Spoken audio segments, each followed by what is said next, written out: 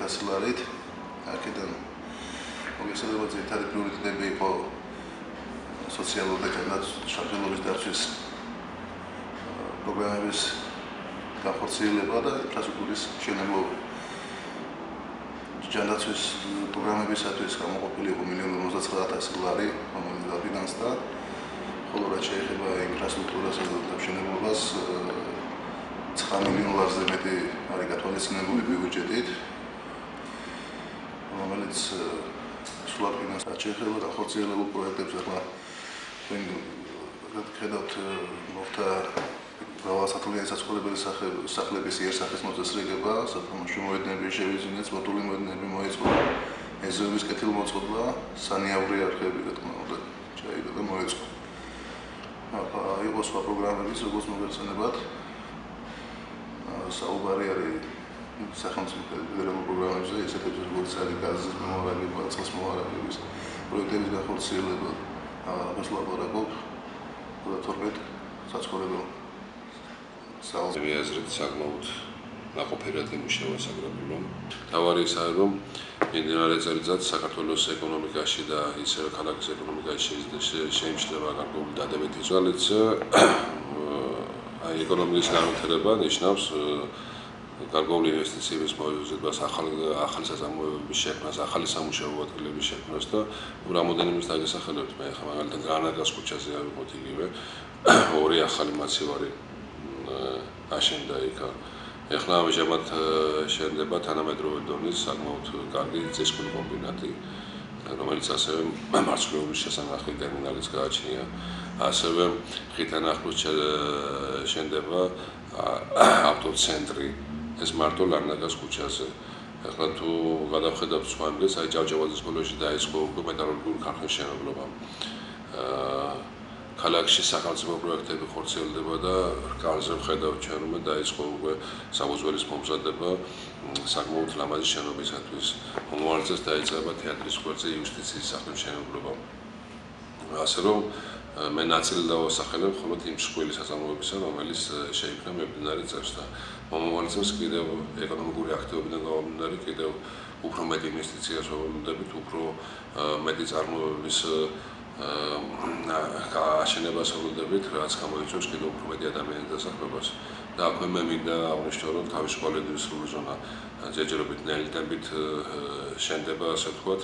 და როგორც ხელმძღვანელობა მეუბნება, მომავალი წელი არის მათთვის იმედიანი, რომ დაჩქარდეს ახალი საწარმოებების მშენებლობა და შეიქმნას სამუშაო ადგილი. გასამართლებით დიდი რაოდენობა შემცირდა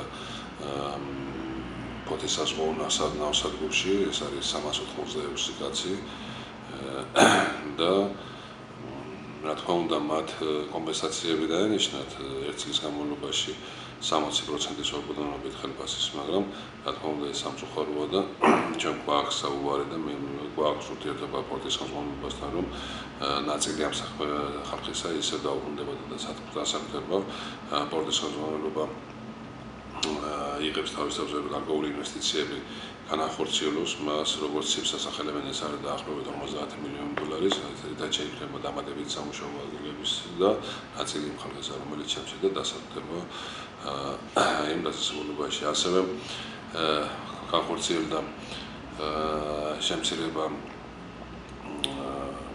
სამონტხობაში, ქალაქის სამონტხობაში, ციფრი ახლა დღეს დამიზუსტებულად მითხრეს, რომ ეს არის 25 ადამიანი, ესეც რა თქმა უნდა ძიმე სოციალური ფონის პირობებში ძალიან ცუდი არის, მაგრამ როგორც მე მომნებიან დამთავრდება სამონტხო და იქ კიდევ უფრო მეტი დასაბუთება, ვიდრე ადრე მუშაობდა და დავუბრუნდოთ მონოლებს და ვნახოთ, მაგრამ არა, ნორმალურად გაართვა თვითმმართველობას ხუთაშორის 2011 წლის ბიუჯეტს და 2012 წლის ბიუჯეტიც უკეთესი არის და უფრო მეტი არის გათვალისწინებული ინფრასტრუქტურაში, ჯანდაცვაში და ასე შემდეგ. ბევრი პროექტი სრულდება ქალაქში.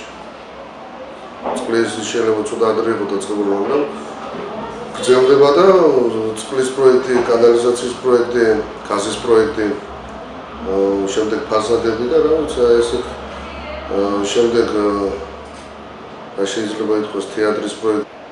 რაც ბევრი პროექტი ამას ინფრასტრუქტურული სამუშაოები ბევრი ჩატარდა და ახლა ძნელია ასე თქვა, იმიტომ რომ ბევრია. მაგალითად ეზოების კეთილმოწყობა დაიწყო ცოტა მტკივნეულად, მაგრამ მაინც კარგი საქმეა და ისიც დასრულდება, დაიწყო და დასრულდება და ვიცი, ასე ძნელია საუბარი. ბევრი კარგიც იყო, ბევრი ცოტა ისეთიც იყო მოვლენა.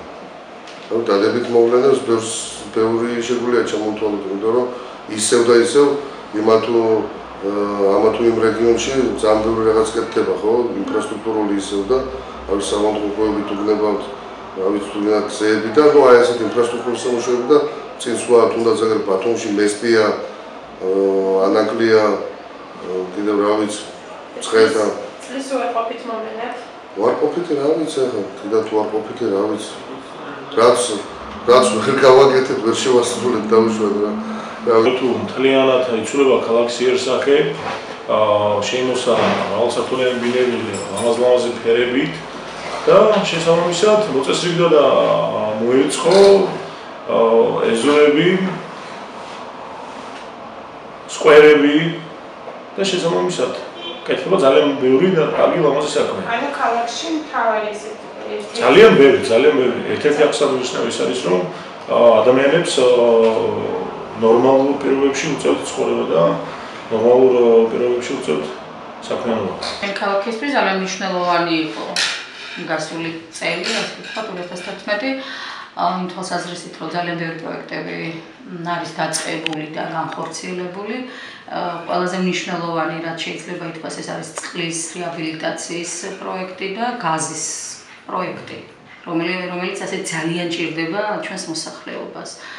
რაც შეეხება სოციალური კომისიის თავმჯდომარე ვარ და მე უფრო ვიტყვი ალბათ, რომ სოციალური კუთხით რაც იყო მნიშვნელოვანი, ხალხის მოთხოვნა გათვალისწინებული იქნა და მომავალი წლის ბიუჯეტში სოციალური და ჯანდაცვითი პაკეტები გაზრდილია 100% და ზოგი პროექტი 120%-ით და ვფიქრობ, რომ ეს ბიუჯეტი ხალხზე იქნება მურქე. გადაღებული გარაჟის თემებს შევეხები, იმიტომ რომ მოსახლეობისთვის ეს ცოტა მტკივნეული თემაა, რა თქმა უნდა, რომ რაღაცა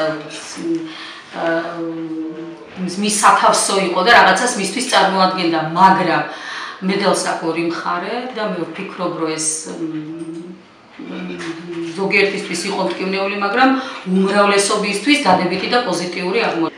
რაც შეეხება საგარეო პოლიტიკას, ვთვლი, რომ ძალიან მნიშვნელოვანი წელი იყო ჩვენი ქვეყნისთვის, იმიტომ რომ ისი ახლოს არასდროს არ ყოფილა ჩვენი ქვეყანა ევროკავშირთან და ნატოსთან, როგორც ეს მოხდა წელს. რაც იყო წელს 2011 წლის 26 მაისი ისტორია თავის სიტუაციისთვის 26 მაისამდე ძალიან მიძინებულიც იყო პოლიტიკური რაღაც აქტივობა, პოლიტიკური მიმართულებები და ასე შემდეგ. 26 მაისმა სერიოზული ცვრა გამოიწვია იმაში, რომ ესე იგი ადამიანები ამ მიძინების პერიოდში გამოვიდა გარკვეული რაოდენობა ადამიანებისა, გარკვეული ჯგუფმა სახალხო კრება და ხედულობაში მაქვს დემოკრატიული მოძრაობა ერთიანი საქართველოს აი ესეთი პოლიტიკური და სახალხო მოძრაობის რომლებმაც ხმამაღლა თქვა, რომ პირდაპირ მესიჯი გაუგზავნა თავისი ქმედებით, თავისი მოქმედებით ხელისუფლებას, რომ ასე ყოფნა შეუძლებელია, ჩვენ არ დავემორჩილებით, არ დავექვემდებარებით, არ შევიგვებით და ვერ შევიგვებით იმ პოლიციურ რეჟიმს, იმ ასე ანტიდემოკრატიულ რეჟიმს, რასაც ეს ხელისუფლება ატარებს და სხვადასხვა 26 მაისს მართლა გმირები იდგნენ იქ, ზოგიერთი პოლიტიკური სუბიექტების განსხვავებით იქ მართლა ღირსეული ადამიანები იდგნენ და მან თავისი პოლიტიკურ სივრცეში და საქართველოს ისტორიაში თავისი თქვა.